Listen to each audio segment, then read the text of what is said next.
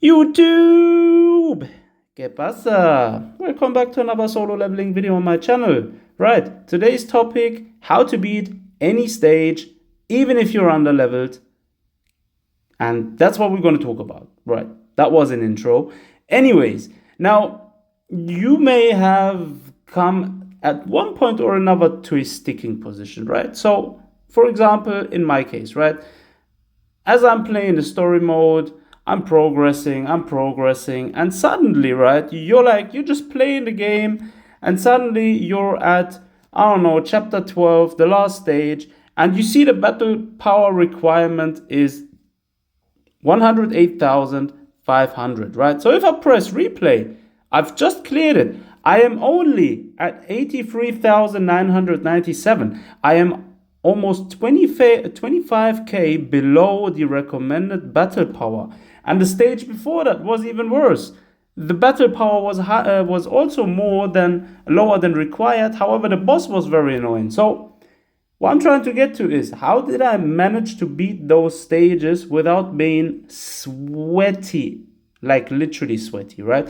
So what I basically did is, now, obviously when you have your main character, right, Sung Jin-woo, you got your stats, you got your weapons and everything, that's all fine, right? But what a lot of people actually miss out is the skill runes, right? Now, certain runes, as you can see for the skills, they have elements, right? Fire, water, dark, light, wind, whatever, right? And that's the key. That's the key to how I was able to progress in the story. Now, I've been probably under-leveled ever since beating Igris, right? Ever since beating Igris, I don't remember ever meeting the power requirements. Like, I haven't focused that much on building up the power requirements, right?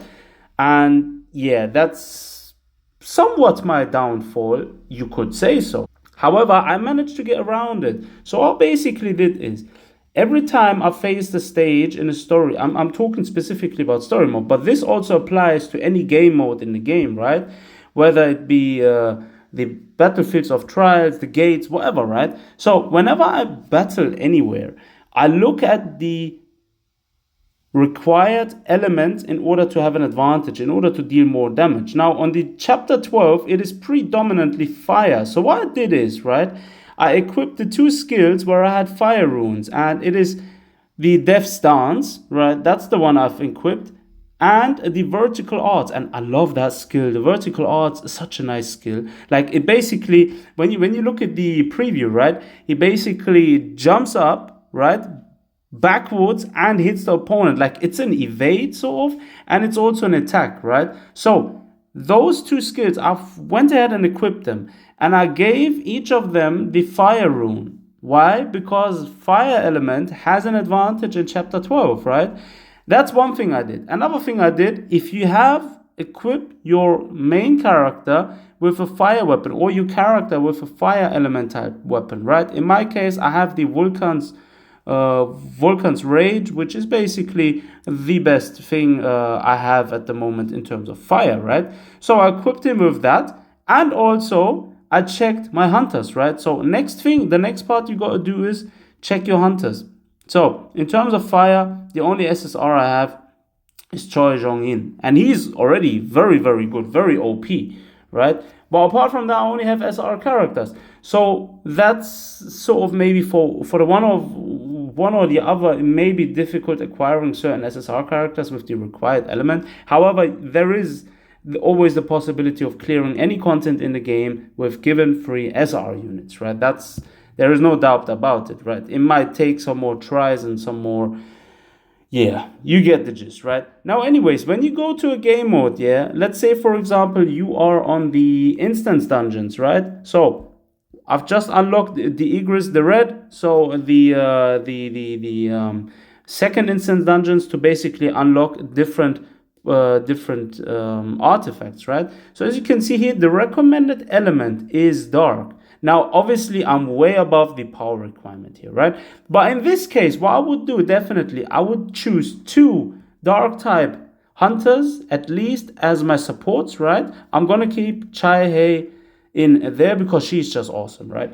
And then as for my main character, for my main character, I'm definitely gonna choose a different weapon as a second one, right? So as the second one, either go with another dark type weapon like the demonic plume or whatever, right? So I would go with the demonic plume. So I have two dark type weapons. Now don't worry about the total power, right? I'm telling you guys, the total power isn't always the main decisive factor, right? What the main decisive factor is your superiority as a player in terms of knowing how to put the right skills with the right elements and the right weapons in the right team combination onto the field and just destroying, like literally. Like that's what I've been doing all the way since starting the game, right? And now if you say, for example, playing that stage, right? You want to make sure you equip runes, if you have them, with the dark type element. So let's see. There I have none. There I have none. There I have also none. Right, there I have also none. And yeah, as you can see, I don't have no dark type elemental runes. Anyways, doesn't really matter because obviously we are above the power requirement in this one, but even in that case, the two elemental weapons with the dark type element will help a lot. Now generally you want to try and acquire those runes, right? In case you don't know how to acquire runes, if you have the materials, you go over to fusion, right? And when you go over to fusion, this material will basically allow you to do a simple fusion, right? Or you could use this material, the powder of blessing. And if you have any spare runes, right, when you have them double, you can automatically drop them in there and fuse them again. And the rate of getting an epic one obviously isn't the highest, but there is always a chance to get an epic one, right? And that's basically what you want to do in order to unlock runes of specific attributes and try your best with those runes to clear any given content, right? And that's basically my strategy of approaching the game, right? Because the game doesn't tell you this exactly, right?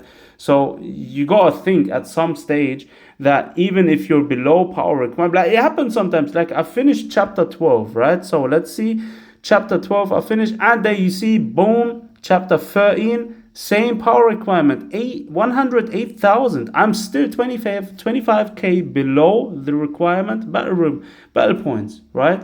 So that's an issue. So that's why I adapted to the situation and went ahead and basically just tweaked it. And shout out to Ash Blaze from my Discord server, who actually is up and running up in this game. Really, really, really putting in the effort. And yeah, he basically showed me this too. So yeah, I'm just sharing this with you guys, and I hope this was informational for some of y'all out there being stuck in the game and trying to progress even faster.